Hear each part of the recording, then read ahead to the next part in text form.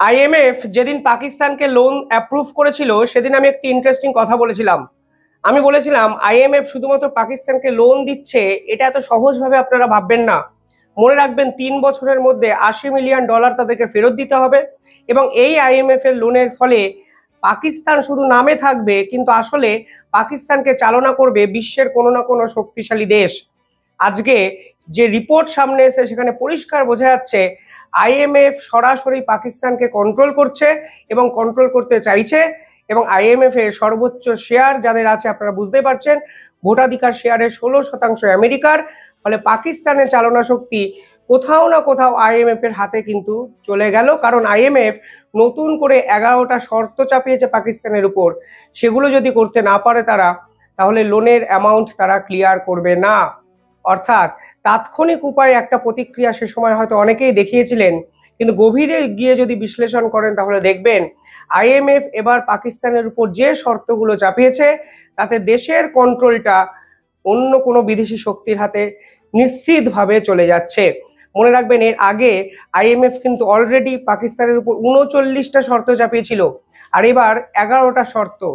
Total 15টা শর্ত মেনে একটা দেশ চালাতে হবে, এই রকম দুর্দশা পাকিস্তানের যে আসবে তা কিন্তু অতি বড় পাকিস্তান সমর্থকও কোনোদিন বুঝতে পারেননি।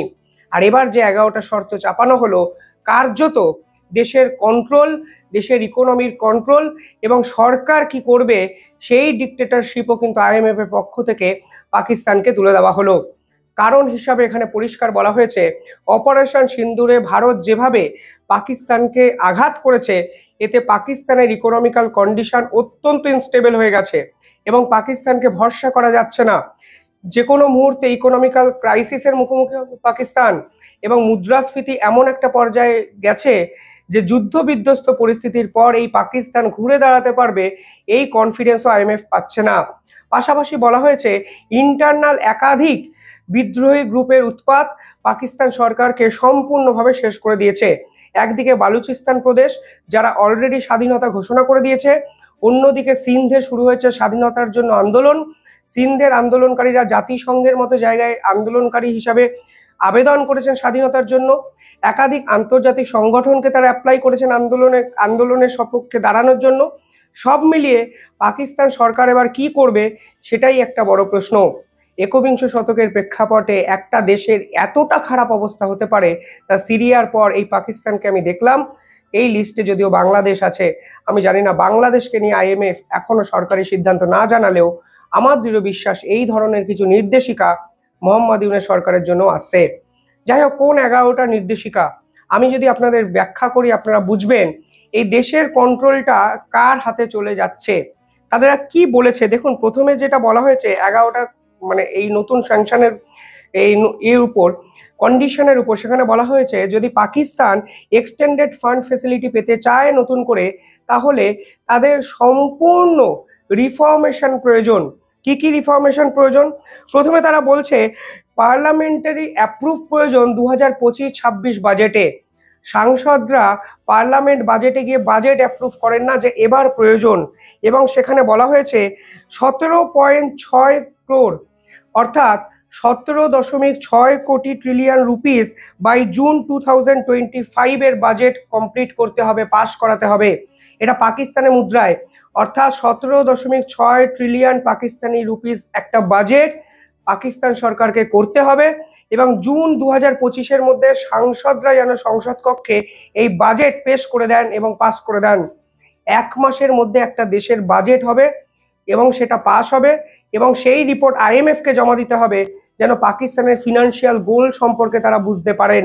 এক্ষেত্রে ভারতের অভিযোগটার কথা মনে আছে? ভারত স্পষ্টত বলেছিল এই যে ফান্ডিং, এই ফান্ডিং কিন্তু টেরোরিস্টদের পিছনে কাজে লাগায় পাকিস্তান। এই বাজেট যখন 2025-এ জুনের মধ্যে পাস করতে হবে, তখন আইএমএফ বুঝতে পারবে তারা কোন খাতে ঠিক কত টাকা খরচ করছে। অর্থাৎ ভারত যেভাবে প্রেসার ক্রিয়েট করেছে, প্রেসারের ফলে আইএমএফ নতুন সিদ্ধান্ত নিয়েছে, কারণ দেশ বিদেশ জুড়ে আইএমএফ এর এই সিদ্ধান্তের কিন্তু ক্রিটিসিজম হয়েছে, সমালোচনা হয়েছে। সেখান থেকে আইএমএফ কিন্তু মুখ রক্ষা করলো বলে আমার মনে হয়। দ্বিতীয়ত তারা বলেছে $1.07 ট্রিলিয়ন এর এই পার্টিকুলার অ্যামাউন্টটা ডেভেলপমেন্ট এক্সপেন্ডিচার হিসাবে তাদেরকে দেখাতে হবে। অর্থাৎ একাধিক জায়গায় যে ডেভেলপমেন্ট না হওয়ার জন্য পাকিস্তান জুড়ে আন্দোলন, এবার পাকিস্তান সরকারকে ডেভেলপমেন্ট পারপাসে খরচ করতে হবে, তাও আবার $1.07 ট্রিলিয়ন। এমনকি এই টোটাল দুইটা যে কন্ডিশন, এর মধ্যে টোটাল ট্রান্সপারেন্সি প্রয়োজন, এবং ট্রান্সপারেন্সি মেনটেন করার জন্য পাকিস্তান কি করবে সেটাও আইএমএফকে জানাতে হবে। অর্থাৎ আপনার দেশের সরকার, আপনার সরকারের টাকা আপনি কিভাবে খরচ করবেন ঠিক করে দিচ্ছে অন্য কেউ। আপনাকে যদি পকেটে 10 টাকা দিয়ে বলে তুই রাখ, এবং আমিই বলে দিই এই 10 টাকায় তুই এইভাবে খরচ কর, তাহলে কি আপনি মেনে নেবেন? তাহলে তো আপনি বুঝতে পারবেন এই 10 টাকার পিছনে আসলে আপনাকে কেনার চেষ্টা করছি আমি, আপনার মতিগতিকে কন্ট্রোল করার চেষ্টা করছি আমি, যা এক্ষেত্রে আইএমএফ করলো। একটা দেশ কখন বাজেট পেশ করবে আইএমএফ ঠিক করছে, একটা দেশ কত টাকা ডেভেলপমেন্ট ফিতে খরচ করবে আইএমএফ ঠিক করছে, একটা দেশ কোন কোন কোন কোন উপায় বাজেটগুলো প্রকাশ করবে এবং ট্রান্সপারেন্সি কিভাবে মেনটেন করবে তা আইএমএফ ডিক্টেট করছে। এবার আপনারা যা বোঝার বুঝে নিন। পরের পয়েন্টগুলো শুনুন, আরো ইন্টারেস্টিং পয়েন্ট। সেখানে বলা হচ্ছে বালুচিস্তান, মন দিয়ে শুনুন, বালুচিস্তান, খাইবার, সিন্ধ এবং পাঞ্জাব, এই 4টে প্রদেশকে উল্লেখ করা হয়েছে আইএমএফ এর রিপোর্টে।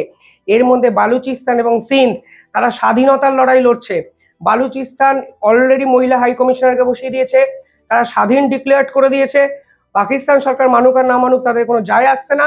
আইএমএফ এর রিপোর্ট বলছে এই যে বালুচিস্তান, খাইবার, সিন্ধ এবং পাঞ্জাব, এখানে যারা এগ্রিকালচার ফার্মের সঙ্গে জড়িয়ে আছে তাদের উপর ট্যাক্স লাগাতে হবে। আমি জানি না এই রকম একটা নির্দেশিকা ইমপ্লিমেন্ট করার পর বালুচিস্তানে কি রকম রিয়াকশন হবে। এগ্রিকালচার প্রোডাক্ট এবং এগ্রিকালচারের সঙ্গে মানুষজন যে প্রোডাক্ট তৈরি করছেন তার উপরে ট্যাক্স লাগাতে হবে। কেন লাগাতে হবে? কারণ দেশের সরকারের ইনকাম কমে গেছে, এগ্রিকালচারে কোনো সাবসিডি দেওয়া যাবে না। অর্থাৎ যারা কৃষি কাজ করছেন তারা যদি 20 টাকার ধানও উৎপাদন করেন তার পিছনে ট্যাক্স লাগাবে পাকিস্তান সরকার, সেই নির্দেশ আসছে আইএমএফ থেকে। এবং এই নির্দেশ ইমপ্লিমেন্ট কিভাবে পাকিস্তান সরকার করবে আমি সত্যি এখনো অব্দি বাস্তবিক প্রেক্ষাপটে বুঝতে পারছি না। কারণ ম্যাসিভ প্রোটেস্ট শুরু হবে যদি এগ্রিকালচার প্রোডাক্টের উপর এই ধরনের ট্যাক্সেশনের ব্যবস্থা পাকিস্তান সরকার করে। 3 নম্বর, তারা গভর্নমেন্টের একাধিক প্ল্যানকে রিভাইজ করতে বলেছেন। আমি প্রথমেই সেটা বললাম, প্রথমে ওরা বাজেটকে কন্ট্রোল করলো, এবার গভর্নমেন্ট প্ল্যান যেটা সরকারি পলিসি সেইটাকে রিফর্ম করতে বলেছে আইএমএফ। কি বলেছেন তারা? তারা বলছেন গভর্নেন্সের জন্য একটি প্ল্যান প্রয়োজন পাকিস্তান সরকারের। পাকিস্তানের বহু মানুষ দাবি করেন সরকার তাদের হয়ে কাজ করে না। সেখানে আইএমএফ বলেছে গভর্নেন্সের একটি প্ল্যান প্রয়োজন এবং সেই প্ল্যান আইএমএফ কে জমা দিতে হবে। সেকেন্ড পয়েন্টে লেখা আছে অ্যান্টি করাপশন প্রপার প্ল্যানিং প্রয়োজন, অর্থাৎ দুর্নীতি তুমি বন্ধ করার জন্য কি করবে তা আইএমএফ কে জানাতে হবে, কারণ এই টাকা নয় ছয় করা যাবে না। প্রপার গভর্নেন্সের জন্য এই এক্সটেন্ডেড ইকুইটি ফান্ড কিন্তু দেওয়া হয়েছে পাকিস্তানকে। পরবর্তীকালে বলেছেন তোমাকে এমন একটি গভর্নেন্স তৈরি করতে হবে যা হবে পাবলিক ফ্রেন্ডলি, এবং সেটার জন্য তোমরা কি কি কি কি করছো সেটাও আইএমএফ কে পূর্ণাঙ্গ রিপোর্ট দাও। আইএমএফ কি পাকিস্তানের বিরোধী শক্তি? বিরোধী শক্তিরা এরকম কথাবার্তা বললে আমি নয় বিশ্বাস করতাম যে বাজেট বার করো, এগ্রিকালচার প্রোডাক্টের উপর ট্যাক্স লাগাও, দেশের ইকোনমি ধ্বংস হয়ে যাচ্ছে। পরবর্তীকালে তো আরো হাস্যকর কিছু কথাবার্তা আছে, তারা বলছে সরকার মানুষের হয়ে কাজ করছে না। এ তো পাকিস্তানের ইমরান খানের দল এখন এগুলো বলে আন্দোলন করছে। আইএমএফ এগুলো বলে দিয়েছে যে গুড গভর্নেন্স দিতে হবে মানুষকে। আমি জানি না দেশের ব্যাটনটা কার হাতে, কিন্তু এই ধরনের কথাবার্তা যখন সামনে এসছে পাকিস্তানের কি আন্তর্জাতিক স্তরে আর মান সম্মানটা থাকলো? প্রশ্ন কিন্তু থেকেই যায়। পরবর্তীকালে তারা বলেছেন, আইএমএফ পাকিস্তানকে বলেছেন 2027-এর মধ্যে ফিনান্সিয়াল সেক্টর স্ট্র্যাটেজিকে বদল করতে হবে, এবং এক্ষেত্রে তারা দুটো নতুন প্ল্যানিং ঘোষণা করতে বলেছে পাকিস্তানকে। 1 নম্বর হলো ব্যাংকিং সেক্টরকে রিফর্ম করতে হবে, ক্যাপিটাল মার্কেট সিস্টেমকে রিফর্ম করতে হবে। অর্থাৎ পাকিস্তানের মজ্জায় মজ্জায় যে দুর্নীতি, সেই দুর্নীতির হদিশ আইএমএফ অব্দিও পৌঁছে গেছে। ভারত তাহলে খুব একটা ভুল বলেনি। ব্যাংকিং সেক্টর যখন রিফর্ম করা হবে তখনই বোঝা যাবে এই টাকা কোন খাতে কিভাবে কাদের মাধ্যমে যাচ্ছে, যা ভারত বরাবর দাবি করেছে যে এই টেরোরিস্ট ফান্ডিং কিন্তু বন্ধ করতে হবে। 2027-এর মধ্যে রূপরেখা তৈরি করতে হবে, এবং 2027-এর মধ্যে ফিনান্সিয়াল সেক্টরের আমূল পরিবর্তন পাকিস্তানে এক্সপেক্ট করছে আইএমএফ, এবং সেই রিপোর্ট পাকিস্তান সরকারকে আইএমএফকে জমা দিতে হবে। এবং এত কিছু করলেই তারা নতুন টাকাটা দেবে, $1.3 বিলিয়ন লোন অ্যাপ্রুভ করবে। অর্থাৎ দুদিন আগে যেটা ছিল সেটা ছিল টিজার, এখন এসছে ট্রেলার। এবার এর পাল্টা প্রতিক্রিয়া পাকিস্তানে যেটা হবে সেটাই হবে পূর্ণাঙ্গ 1.5 ঘন্টার একটা সিনেমা। তারপরে ওরা কি বলেছে দেখুন, তারা বলেছেন এনার্জি সেক্টরে স্ট্রাকচারাল রিফর্মস করবে।